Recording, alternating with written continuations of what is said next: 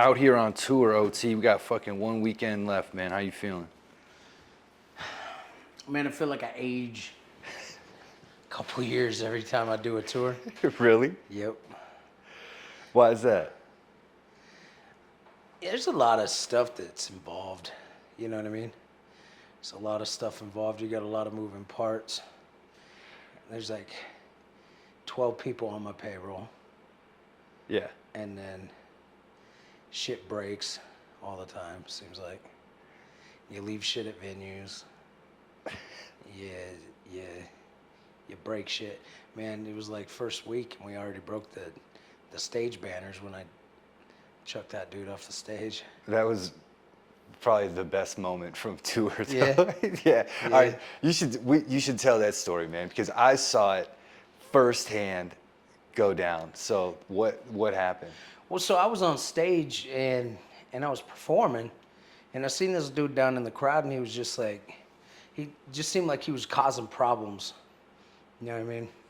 Just really drunk, a little out of control, but like just causing problems, really pushy and stuff. And then I saw these two like dudes like faced off or whatever. Nothing popped off, but so like I seen it when I was performing, and I didn't like stop or nothing. I was like mid song, so I was just, you know what I mean, doing my thing, but kind of monitoring it a little bit out of my corner of my eye, make sure shit didn't get crazy. But then I turned around and I saw the dude's face on stage. He somehow snuck up on stage. He did, in fact. I don't know how he got on there. Anyways, he was on the stage, and like split second decision, it was like my memory associated him with trouble. And then now I'm, you know what I mean? Because I had seen him in the crowd causing trouble. So I just saw trouble, and I went into like middle linebacker mode and was like, it's time to go play football or something. Threw him off the stage, man. I don't know, like, it's just, you never know why somebody's up there.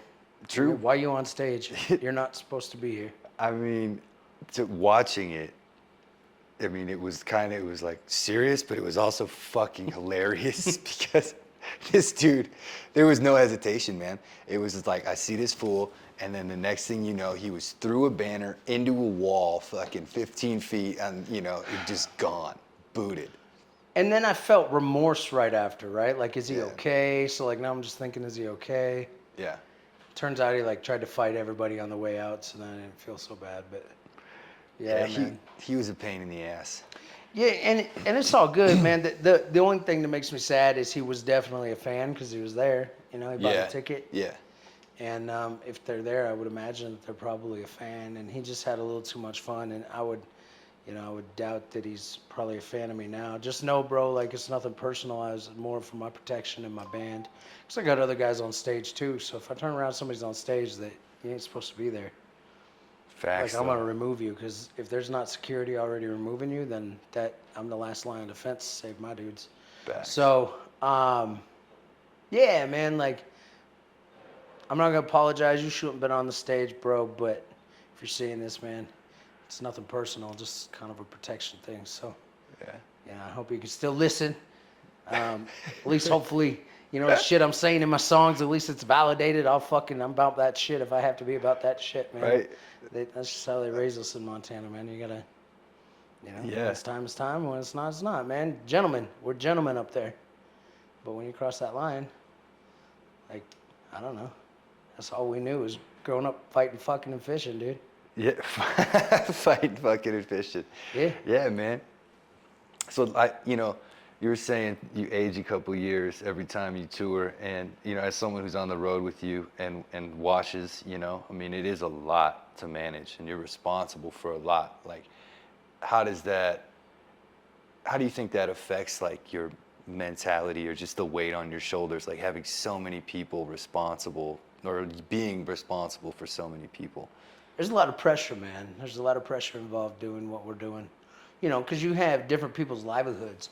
I got guys on my crew that have kids back home, that the money that they're earning out here, that's what's putting food on their table for their kids. So that's really, it's a lot of weight to hold on your shoulders. But, I just trust the process. I've done this so many times that, I know the worst of what it can be to the best of what it can be, and as long as I can kind of navigate the waters and stay somewhere in the middle there, um, I think everything will be fine. I mean, it all comes down to a simple math equation at the end of the night. Um, some shows you win and some shows you lose, but if you're gonna be the one that makes all the money, then you also have to be the one that takes all the risks. And so when there's shortages, it has to come out of your pocket. Everybody's got to get paid. The fuel's got to still be put into the bus, and merch has to be made so you can even sell it at the shows. I mean, there's a lot to put on your shoulders, but the pressure is just, a lot of it comes, I think, from fear of failure. You know what I mean? So there's fear involved. I'm scared sometimes, right? And the shitty part is when you're scared, it comes out as like anger, right? It's like a panic. Sometimes I go into a panic mode, and I just gotta like remove myself from whatever situation it is. Hit a little weed or something like that, whatever's gonna calm me down. But there's a lot. Just in the last 10 days, my bus, for example, has been in the shop, and I've had to buy a trailer. So, yeah, in about the last 10 or 15 days, it's cost me like $20,000, just in fixes, and Yeah. had to buy a trailer all of a sudden, and you know what I Dude. mean? Because the U-bolt snapped on the last one, and then the frame's bent now, so you're like, you can keep pulling it, but that's really redneck. And I'm like, well, I got, 6 dudes on my bus with me. I'm responsible for their lives. You so are. I got all these folks looking at me, and you're like, okay, what are you going to do, boss? And it's like, well, we got to get a new trailer because it's got to be safety first, It So does. there's that, and then now you're hauling a trailer, and engine breaks down twice in the last 10 days. Just simple shit, new technology. They don't build them like they used to. These new diesels, they got all these sensors and crap. Dude, and So- it's people ask me all the time, like talking to fans and friends or whatever, they're like, they have this misconception about like what it is to be on tour. Like, man, it's so fucking cool. And I'm like, dude, it's the dream. And it is so fucking cool, but like, it ain't a party, bro. Like, we're working out here. Yeah. You know what I mean? And so it's like, especially from your standpoint, is like the man in charge with like all the fucking pressure on. Like it's glamorous on stage, and that's what I would feel like. Is that what makes it worthwhile for you? Like those moments on stage? I've done so many concerts now that it takes a lot to really truly get to me from performance moments. A lot of times it's mostly the same. At this point, I can pretty well predict where the shout or the cheers are going to be. I can pretty well predict which part of the show is going to be loud. To me, it's being humbled when I get to talking to the people that come out to the shows, the fans that come out. Bro, and you know this because you've heard this before, but it's a trip hearing how the words and the songs and the music that you've come up with, those late nights in the studio and down in the basement and headphones on and just writing in a notebook. And, it's a trip hearing how your songs have affected people. One of the biggest ones are,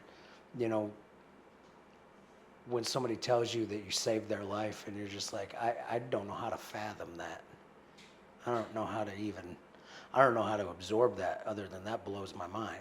Right. It's a weird thing Right. when people are like, "Yo, this," and they compliment the music, and it's a hard compliment to take and to feel Yeah. as though you receive appropriately. It's like, because you think, me as a musician, quite honestly, bro, like, the way I look at it is I ain't really doing shit in life. I'm not doing anything, in my opinion, important, right? I'm not doing anything important. I'm literally making music and singing on a stage. To me, that's not very important. There's people out there that are, doing open heart surgeries and saving lives, and, building homes, and plumbers running lines so that, we live in a sophisticated society where we're not in a third world country. There's like people with skilled trade jobs that I can't do, bro. And so it's like, I look at what I'm doing as, I can't believe it. I can't even believe, you know what I mean? I get to do this. Because when I think about like people that are awesome, dude, it's like, yo, did you see that dude like load that skid steer on the back of that flatbed on that lowboy with no help and like he just flipped? That's fucking cool. Shit like that is like, wow, you know, that's important. That not necessarily that, but you know, those skilled trade jobs and stuff. That stuff's like, those things seem important to me. I think that comes back to my like upbringing in Montana because I didn't know anybody that's famous. I didn't know anybody that knew how to do any of this type stuff. I knew people that woke up and went to work, kicked ass, came home, and took their boots off, you know? And so that's what I grew up idolizing as like what it meant to be important and what it meant to be a man and what it meant to be, you know? Yeah. And so there's half of me that's like, I don't even know what I'm doing, like, that's so important.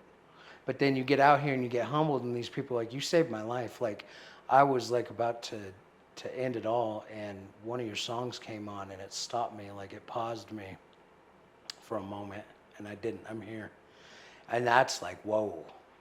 Yeah, that is like, whoa, man. But I think, you know, the funny thing is that a lot of those people that you're speaking about, right? The people who build impossible things and do the work that we would, you know, you're saying like matters, is important, the heart surgeries and all that. They would tell you, I think, that they could never do what you do. And I think that that is the beautiful thing about being a person who figures out what their gift is and lives in it. Because we all have one, man. And everybody's like, we're all, I think, supposed to do the things that others can't so that we can all fucking survive. Like, what's the world without art, bro? And what's the world without concerts to go to get a release, man? Like, what? I don't want to live in that fucking world. Yeah, I mean, it's wild. I mean, we can go deep on that, but I think, you know, at some levels, all this is a matrix. Yo, I'm right there with you on that, bro. Don't Bro. even get dirty started, bro.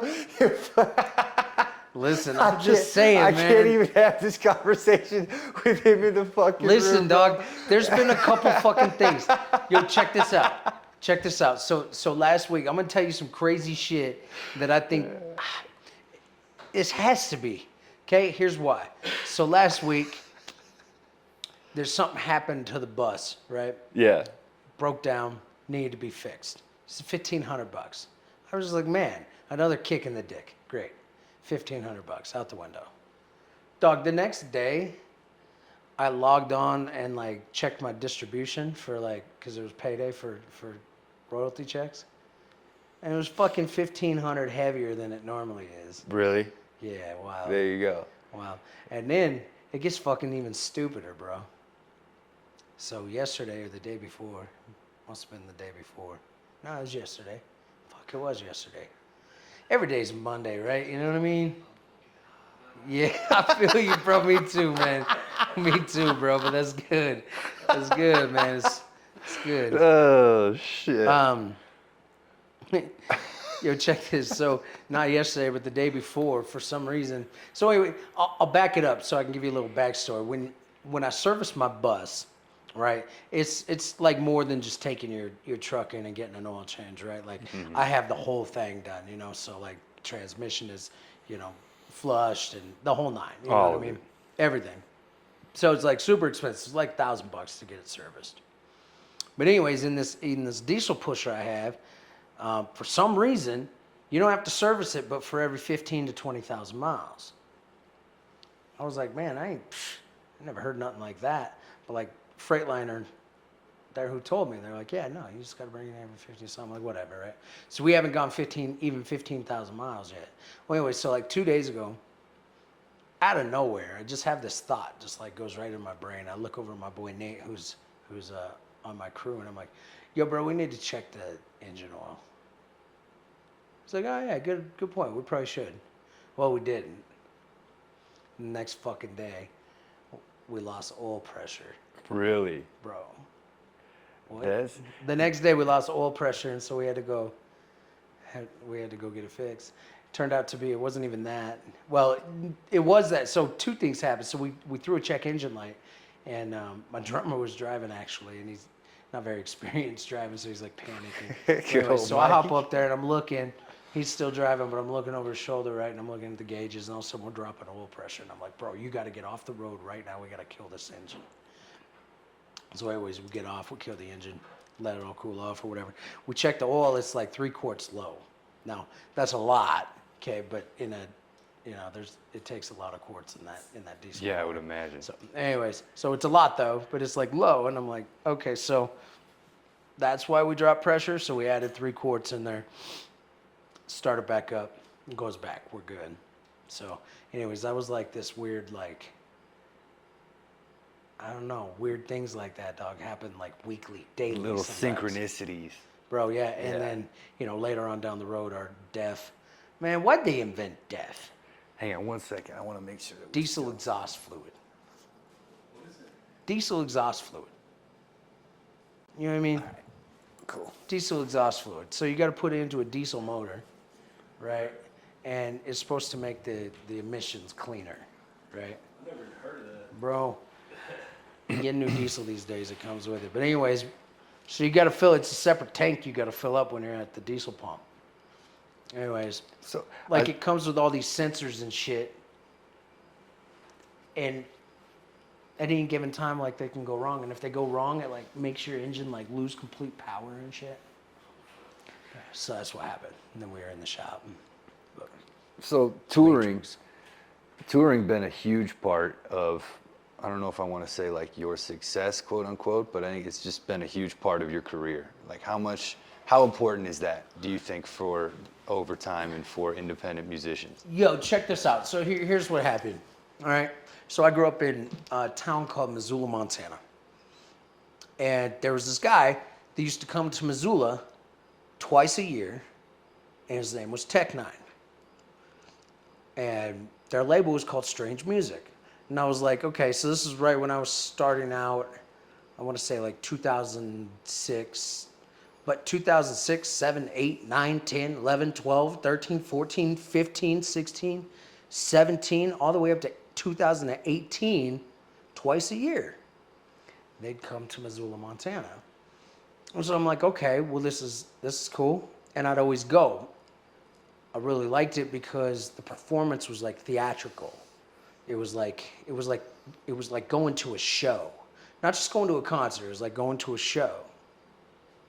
So I just I don't know, I just remember being really intrigued by it, which really made me step up my own performances by watching, Tech Nine and Chris Calico, right? Just watching them together, it was just magic, and it was amazing. There was so much going on with the lights and the backdrops and the stage props and the presentation, and everything was just so amazing.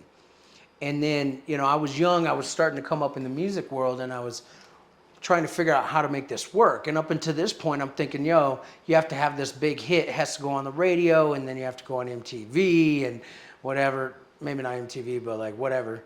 I forget what was around in like 2016. Hell, I think we were still in MySpace days. We were. Hell yeah. Yeah. I come from MySpace, dog. Same. All right. So, anyways, lost my train of thought. Where were we at? Tech Nine, Chris Calico, Yeah, man. watching Yeah, them sorry. come. That was some good weed, Dirty. Good job, buddy. Really good. That was good stuff. Good stuff. He's lit up. Anyways, so I'm watching them, man, and like I'm trying to navigate, and I'm trying to figure out how to do this, how to make it all work. And I was like, well, they got dubbed. Strange Music got dubbed the #1 independent label in the world, right? They went in Forbes magazine, for crying out loud, just making money. And so I'm like, okay, well, there must be something to this touring thing and how they're doing it. And so I started just, doing regionally. I'd contact these small little bars and charge like $5 at the door, you know what I mean? And just promote the hell out of it. Just go to everybody's inbox that I could possibly find in these areas and just invite them to the show. And we started there'd be like 30, 40 people in there, 50 people, man. I was having a damn good time if there was 50 people, because that was $250, bro. I'm making $250 a night, man. That's a good living if you can do that every day. Anyways, it wasn't really a good living. It was shit, but Felt good to make a little money on music, right? Yeah, but in 2006, when you're fucking 20-something years old, man, dude, my first show in California, my first show that we ever charged for, $3. Nice. Sold that bitch out, little basement in Lake Tahoe. Dude, we felt rich, felt on top of the world. So we were 21 years old, you know what I mean? And so $5 a head at 58, I would be like, this is all I'm doing for the rest of my fucking life, you know? Yeah, dude. So then, yeah, man, I just got like the bug for like wanting to do it. And so I just really wanted to tour. And so I just kept setting up these little small little tours. And then one day, this dude named Wildcard hit me up. And he had this video called The Odyssey. And he was from California, but he was living in Spokane, Washington. And so regionally, Spokane, Washington, and Missoula was, you know, relatively pretty close. I think it's like 3 hours or something apart. And so, anyways, he hits me up out of nowhere, and like I was a fan because he rapped. You know what I mean? It was like super talented, crazy, amazing. And so this dude hit me up and he's like, "Yo, man, want to do these shows? Trying to come out to Montana. We say you set something up in Montana, and then I can bring you out to Spokane, and we can kind of trade shows." I was like, "All right, cool." So I set some up in around Montana for us to do a tiny little mini tour. And so we go on the road, man, and we hit it off. We were boys. It was great. You know, we learned that, you know, kind of our roles. I was kind of the more of the organizer, like put it together, like crunch the numbers, make sure it makes sense as far as math goes. And, you know, he was the headliner. He was the name they were booking under. But the way we presented it was, you know, kind of overtime and wild card and overtime. But it was really wild card was the bigger artist. And so we were just kind of doing that, and it went really good.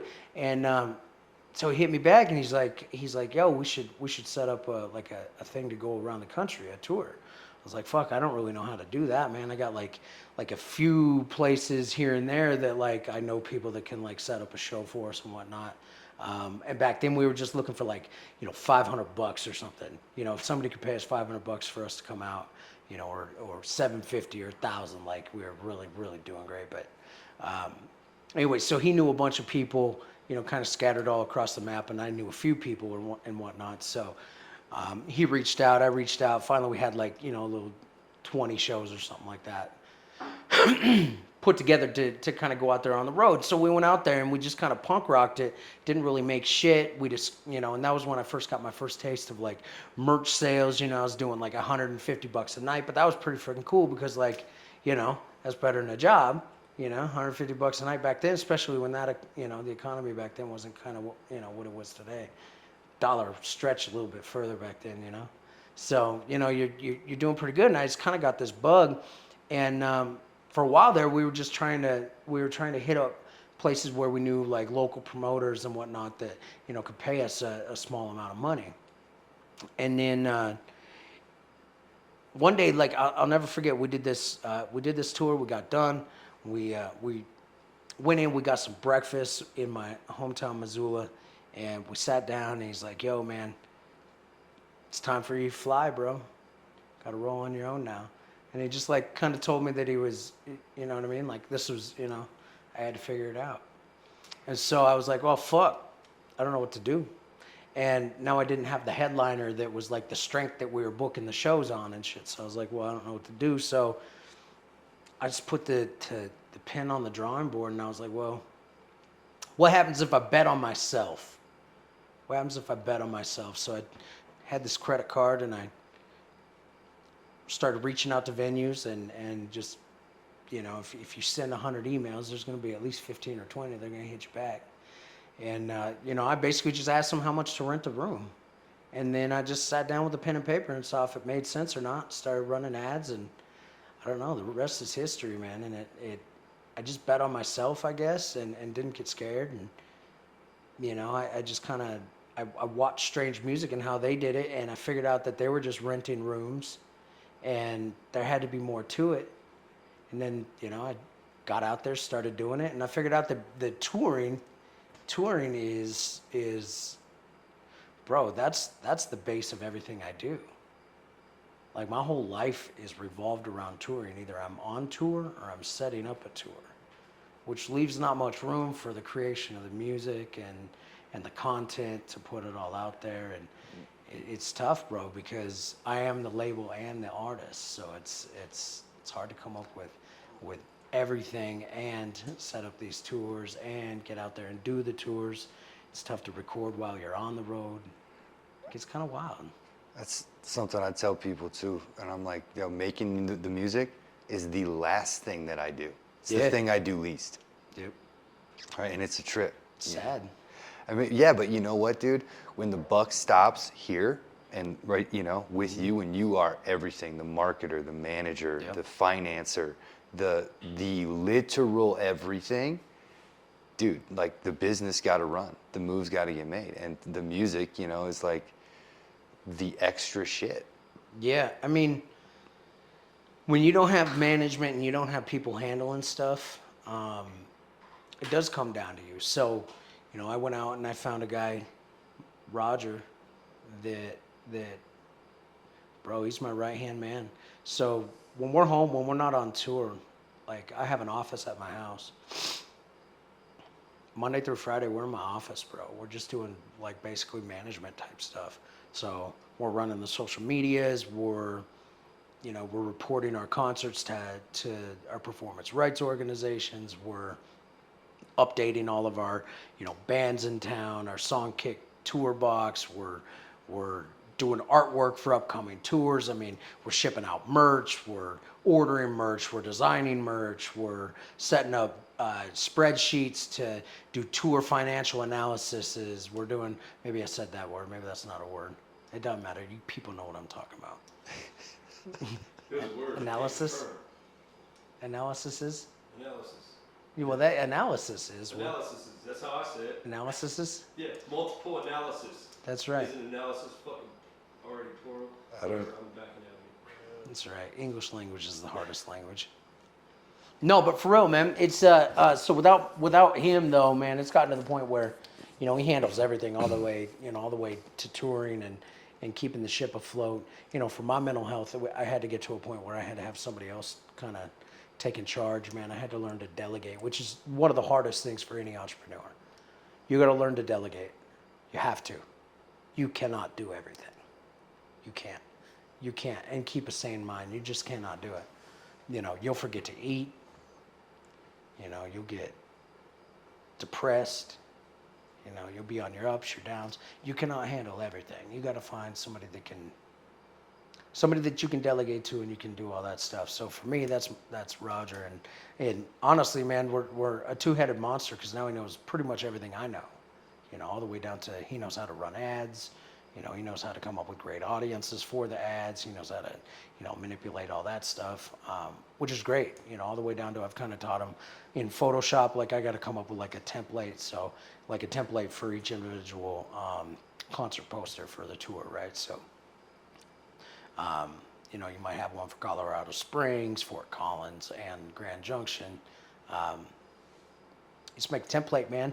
Taught him how to mess with that, and now he can just pump them all out. So I don't got to sit there and make 76 concert posters. I got somebody else I can delegate that to, so I can be doing more important shit that requires my brain and the way I think.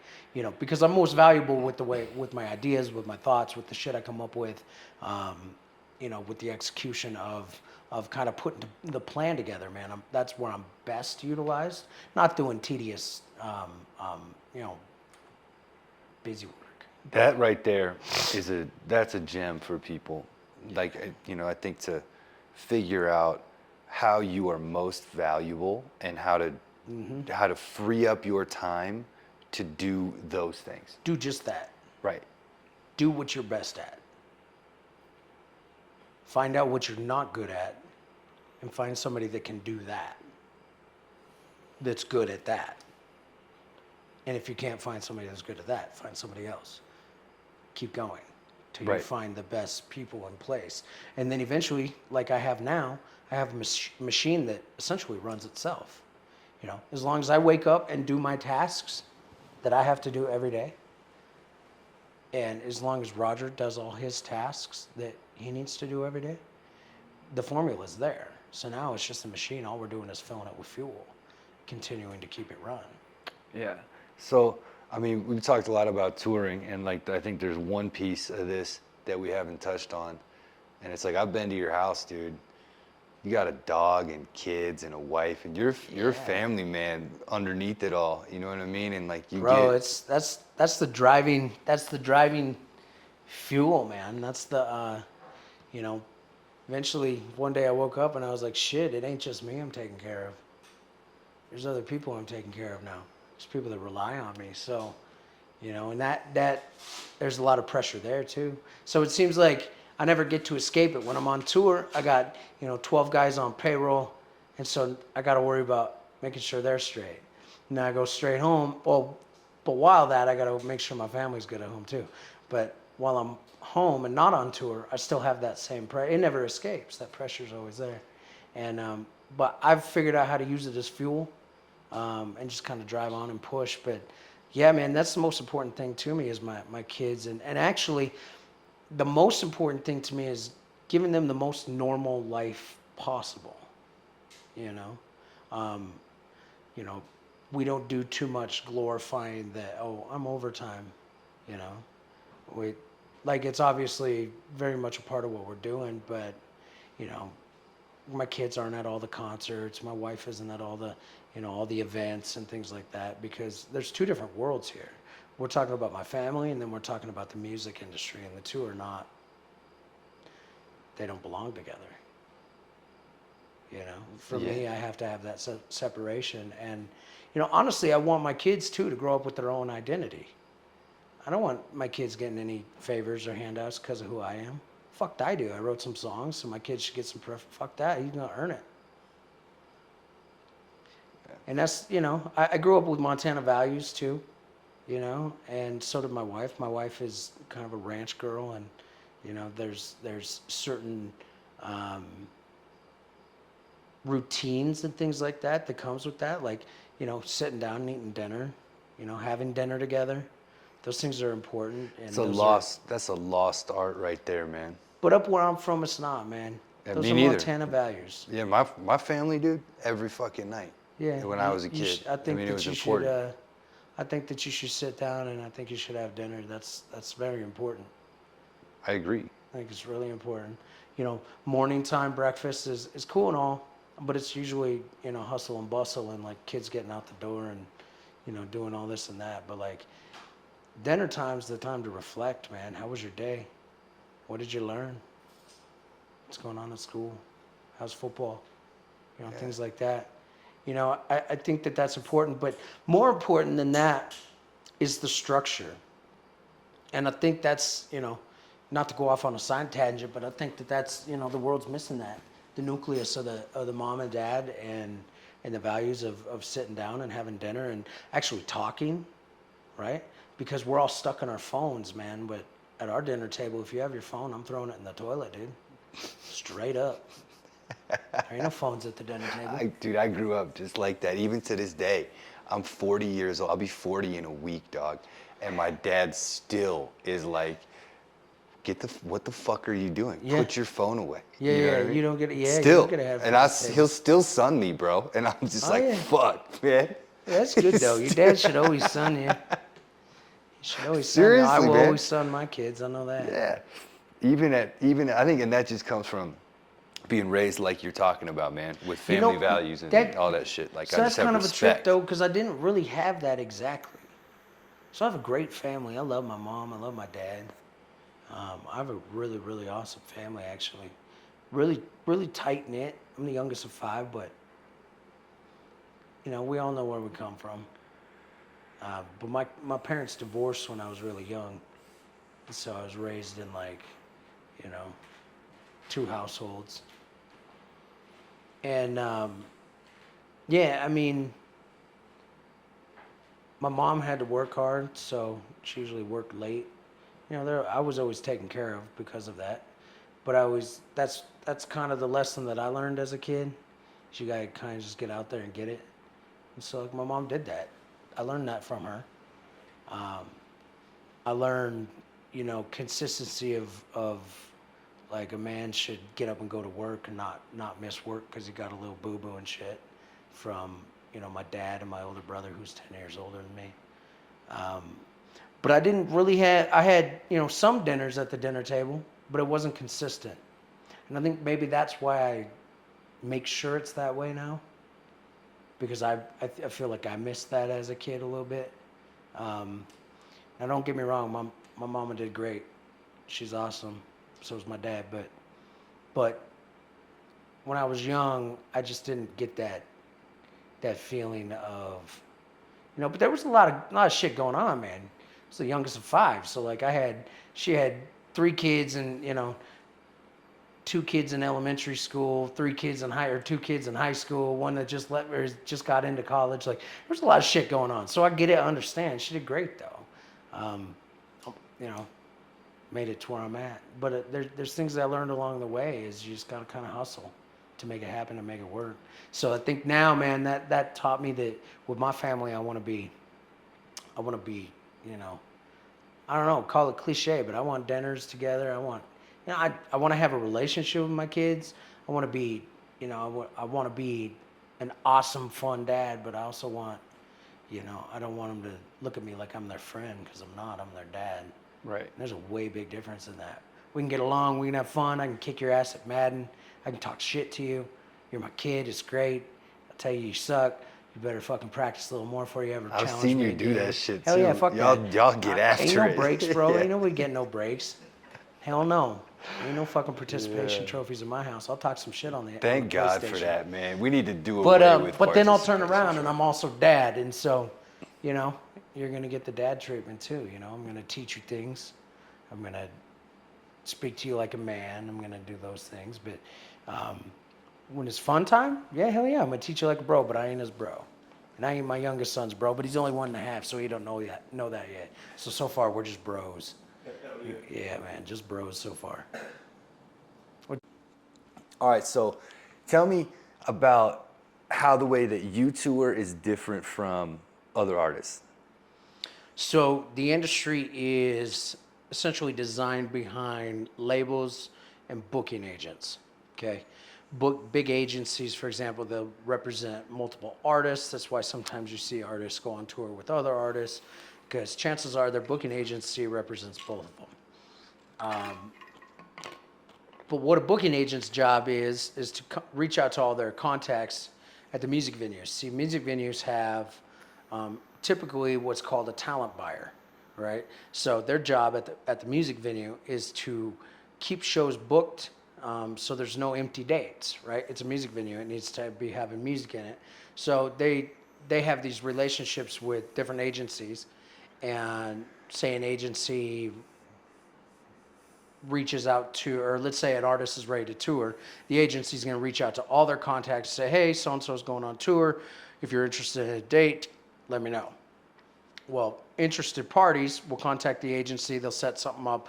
They'll agree to an amount of money or whatever for the artist to come play at the show. And then the venue takes over and their promotion team takes over, and they start promoting the event, sell tickets, make money at the bar, all that stuff. They pay the artist. They come in, bing, bang, bong. That's typically how the industry works. Being a kid up in Montana starting out, there really wasn't, the industry wasn't looking in Montana for a rapper. Not a kid doing country rock, country rap, any of that. So that also meant that there also wasn't agencies necessarily knocking on my door saying, hey, we think that we can, book you in all these places or whatever. So I had to figure out how to do it on my own. So I figured out basically what the agencies were doing, and, they were booking on behalf and asking the talent buyers to pay them. Well, I thought of it like a third-party promoter. So what I do that's much different is I'll contact venues and I will ask them how much to rent your venue for the night. I'll present to them, who I am, tons of views on YouTube. There's like 400, I don't even know how many views we have, 200-300 million or something, some crazy ass number. I'm interested. I might have to look at that. But you basically just give them my credentials and say, hey, how much to rent your venue for the night? or whatever, or are you interested in a door deal? So in the industry, we call that a door deal, where you contact a venue, you say, hey, can I have the date?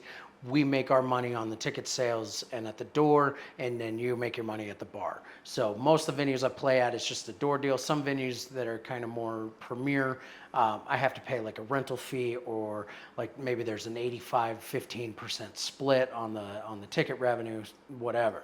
So how I do it that's much different is I'm my own promoter, right? So I go in without a guarantee. I might make $1 or might make 30,000 in one night. It just all depends. And sometimes I do take an L. You know, there's concerts where I show up and there's, you know, it's a market I've never been, and there's 50 people there. Well, that night I lose my ass, right? Because I still have payroll, I still have, you know, marketing to recoup, I still have fuel to have gotten there, I still have expenses along the way, various things, right? So I'll lose my ass on that. But the markets where I do really, really well, and there's, you know, 400, 500, 600 people there, well, at $25 a ticket, you do the math on that, it's pretty good, right? Well, there's also the other side of it where my merchandise makes up for any deficits that we might have. So if it's a low night where we don't make enough money in ticket money to cover all the payroll for that night, well, I still have merch sales. And we're right now doing about $20 a head that comes through the door. So if 100 people come in, it's $2,000 that night in merch. Well, that plus tickets plus, you know, VIP all comes together. So I can make, you know, off of 150 people in a concert, you know, I can walk out of there with $12,000 that night between VIP, between ticketing, between merchandise. Who's going to pay me $10, $8, $7, $9,000 to come do a venue for 150 people? Nobody. Nobody. And the industry fucked up because once I learned that I could do this, dog, what's the math on 400 people? What's the math on 500? That's Adds up. $12,000 in tickets. So that's 12 in tickets. Plus you're probably going to do sold out VIPs. So that's 50 at 100. So that's another 5. So you're at 17,000. Now you got 500 people at $20 a head on the merch table. So now you're at 10,000 more. I mean, you're almost $30,000 on one show. You tell me somebody that's going to pay me close to that much money to come to a show, it's not going to happen. Okay? Now remember, there are the nights where we show up and there's 50 people. Lose my ass. But I look at the whole thing as a big gross and net, right? So any one show doesn't bury me. Any 5, we can have 8 bad shows. It doesn't bury me. Because when there's 36 shows and I win on, you know, 28 of them, dog, the maths. It's a net win. Yeah. I figure if I can go out and I can make $250,000 per tour and do it twice a year, that usually equate, and the whole best part of it and why it is the driving force of everything that I do, touring and getting out there, is while you're touring, you're keeping your numbers up. I mean, I don't know how many concerts you've gone to in your life, probably a ton. But every one I've ever gone to, before I go to the concert, I'm listening to the artist that I'm going to go see. Because I'm trying to refresh, bro. I'm getting ready for the concert I'm about to go to. So they're definitely going back into my playlist. Hands down. And so if I'm constantly out there on the road, and bro, there's hundreds of music venues. We got 76 concert dates this year, and we're not doing any venues twice. So there's tons. It can take me another 10 years to hit all these, you know, 300 to 1,000 cap rooms in this country. So if you had any advice to give to the 18-year-old, 20-year-old, 25-year-old, whoever, like it's just kind of starting or a vet in the game who wants to do what you do, what's the advice for anyone trying to come up in the music industry? So first of all, I would focus on your releases, right? So here's what I always have found funny. Everybody puts all this work into creating a song, creating the marketing plan, creating the rollout, you know, all this different content for putting out a song. And then they put out the song, but then after 2 weeks later, they not a peep about the song anymore. They're just done promoting it. Like a song's supposed to just take off right now. So I'm gonna tell you a little story. The song Hunger in My Stomach, before it ever started paying me shit, was out for 1.5 years before it ever hit. Now that song alone probably makes $7,000-8,000 a month. But it took a year and a half before it really made anything. And by anything, I mean like $500 at a month's time, right? That's when it started. I can pull up my YouTube, dog, and I can show you the date that it was released, and then I can pull up a graph of my views, like, because you can go lifetime views, and it pulls up a graph. So I can pull up, and I can, on the mouse, I can show you the date that Hunger in My Stomach was released, and there's this massive flat line gap, really, really low, and all of a sudden it fucking spikes a year and a half later. And it's like, okay. So the best advice I would give artists is don't give up on your singles, especially if you know it's a damn good song. Use that song everywhere. Here's the thing. There's 330 million people in this country, and actually more. Borders are wide open, so they're fucking, I think like 8 million more people have come across in the last 4 years alone.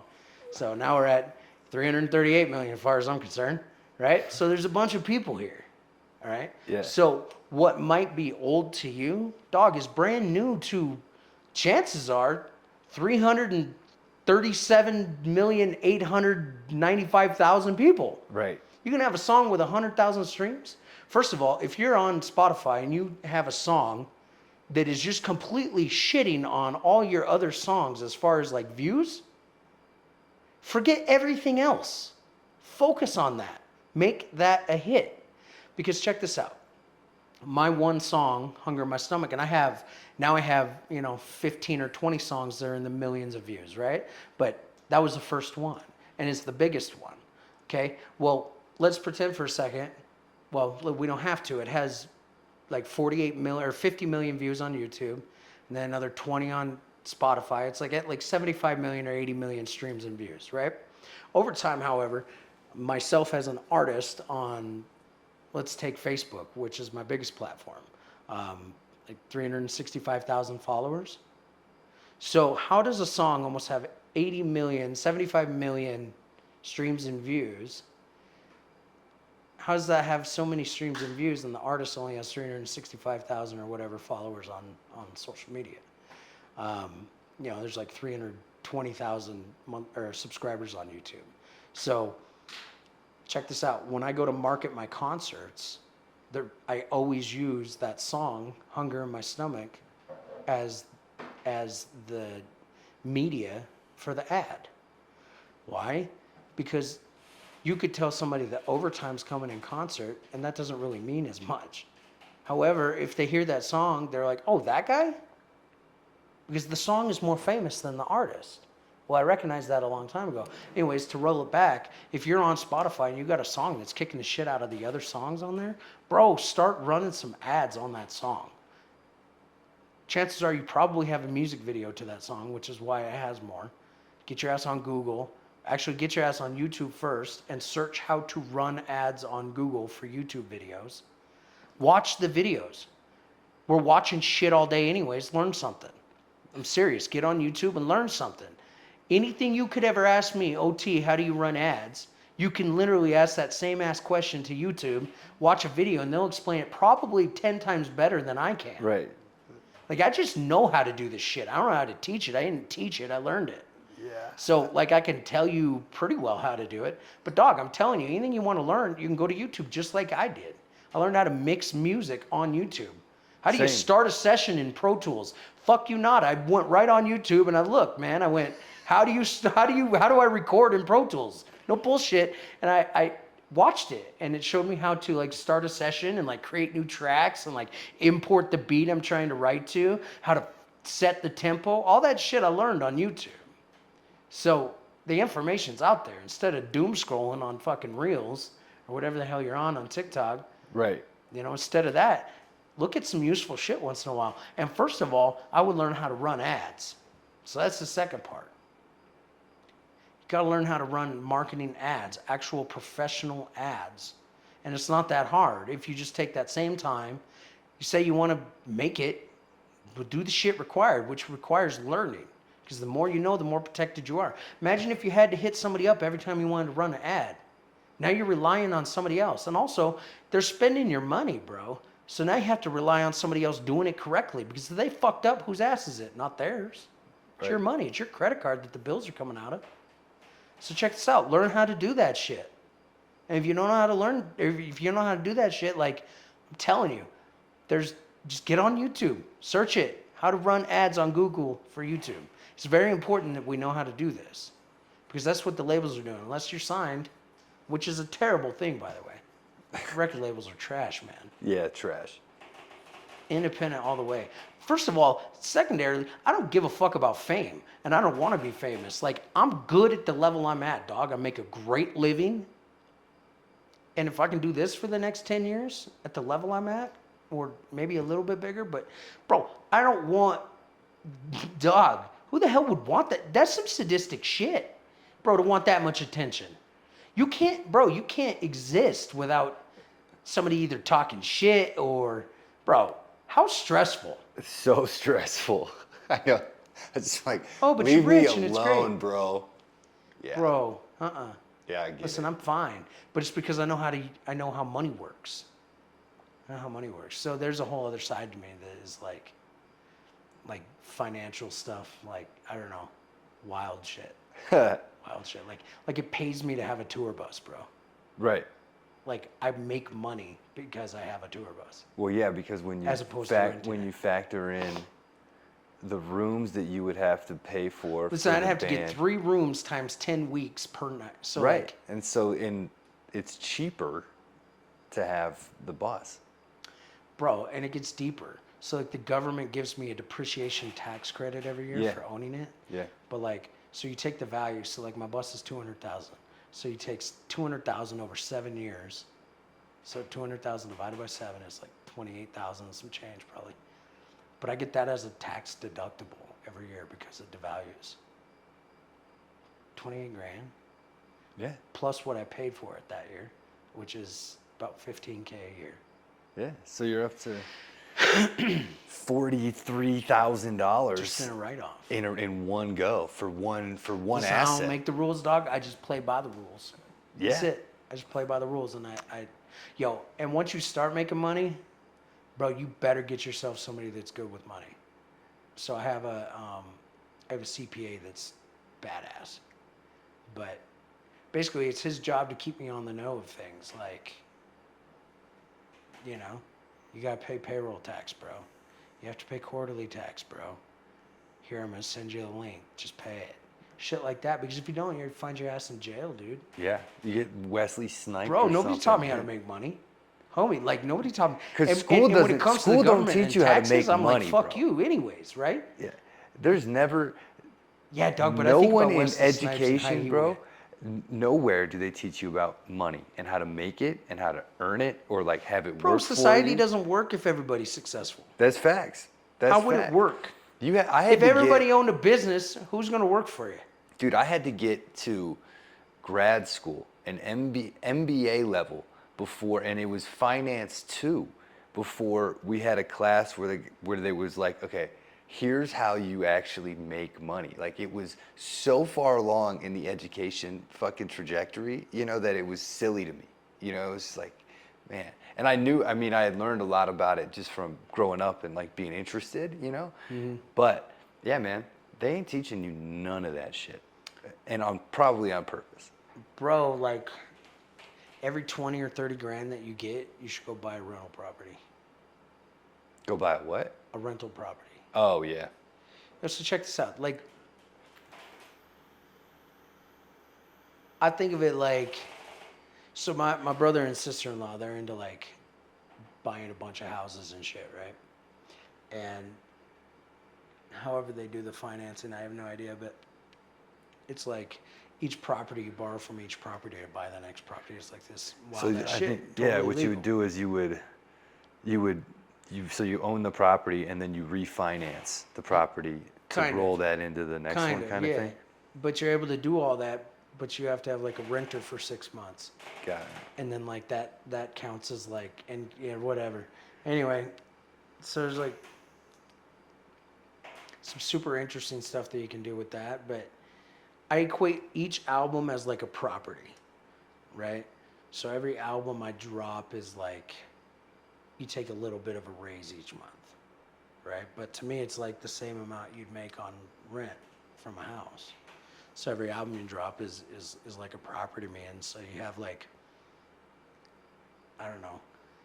I'm at the point now in my career where I'm more of a catalog artist. So, you know, the songs are on so many playlists and so many things that each month they just generate now. So it's more about volume. And as I'm getting older, I'm realizing that it's, you know, quality is so important now because there's so many musicians out there. There's so much to choose from. So what is setting you aside? But yeah, man, I would say the best advice I'd give is stop giving up on your releases. Period. And if you solid. identify one that's outperforming any others, leverage that. Every ad you ever do should be that. That's solid For advice. a while. For a while, man. Yeah, that's solid. Because they have to associate you with something. They have to associate you with something before they'll really latch on, I feel like, as consistent fans that are consistently listening to your stuff. So, I don't know, but maybe I'm wrong. Hell, I have no idea how the hell I got here. I just keep doing shit every day. Wake up, have my coffee, and like scream at the computer and like fucking respond to comments, dude. Like people think it's wild that I still get on there and comment back, but it's like, fuck else am I gonna do while I drink my coffee, honestly? Like what the fuck? Watch the news? Yeah, no, Get the news. pissed? Yeah, no, not first thing. Fuck the news. Yeah, facts. Facts. So All right. check this out. We're just commenting back. We just do that all day while I'm having my coffee. I'm drinking coffee all day. All right, we're gonna run out of memory card space, so All right. let's do the rapid fire. All right, thing. rapid fire, shoot. All right. Wait. Continue. All right, let's do some rapid fire. Rapid fire. Favorite food? Spaghetti. With meatballs or without meatballs? Fuck, I mean, dog, it just depends. All right. Favorite shoe? Fucking Air Max. Air Max. Yep. Favorite thing to do on a day off? Golf. Golf. What's your? I don't even know what to call it. What's What's your handicap? Yeah, that fucking handicap. It's a 12. Over. Yeah, yeah. So, So over. I consistently finish 12 over. All right, 12 over. Best golf course you ever played? Coeur d'Alene Lake Resort. Okay. Favorite ice cream flavor? Mint chocolate chip. Mint chocolate chip. Yeah, dog. Best driver on the bus that's not you? I'm fucking horrible, dude. So definitely not me. Roger. Roger. Yep. All right. Favorite song you ever wrote? Hunger in my stomach, but changed my whole life, so has to be that. Has to be that. Tacos or pizza? Tacos. Fucking right. I knew I liked you, bro. Gotta get down with the tacos, man. Shit. All right, give me dirty. Throw some shit out. What else am I missing? Wrong dirty ass. Shit. That was it, bro. Worst thing that ever happened on tour? Worst thing ever happened on tour would definitely be my roof started flooding on me in the middle of the night. In the bus. Yeah, there was a storm. It was fucked, bro. I was sleeping in the back. Fucking above me, there's like this fan. Fucking, it was pouring in. It just started pouring all over my face. It was like 4 in the morning. We were driving down the interstate. It sucked. That was the worst. Okay. Coffee with cream or without? With cream. With cream? Like milk cream or like store-bought candy cream? I do vanilla. That's store-bought candy. All cream. right. Yeah, it's that candy cream. Don't hate. I'm not hating. Listen, bro, I'm not 40 yet. As soon as I'm 40, maybe I'll go to black. When's your birthday? Oh, maybe you don't want to say that. What month? Social Security. Yeah, this is, December 28th is my birthday. oh shit, okay. Let's go. Are you a December too? 14th. Hell yeah. Fuck you guys. June, baby. At least you got a fucking birthday, bro. Oh yeah, because of Christmas. Yeah. Yeah. I got one because they had to, but Yeah, that's true. My shit is timed. Shit ever, dude. My shit is timed pretty on point. Like June, summer months. Yeah, it's like an even Yeah, split. You get the, Yeah. hey, I need this now. Yeah. I need I some got summer this. shit and I need some winter shit. Yeah. Cleaning up. Cleaning up.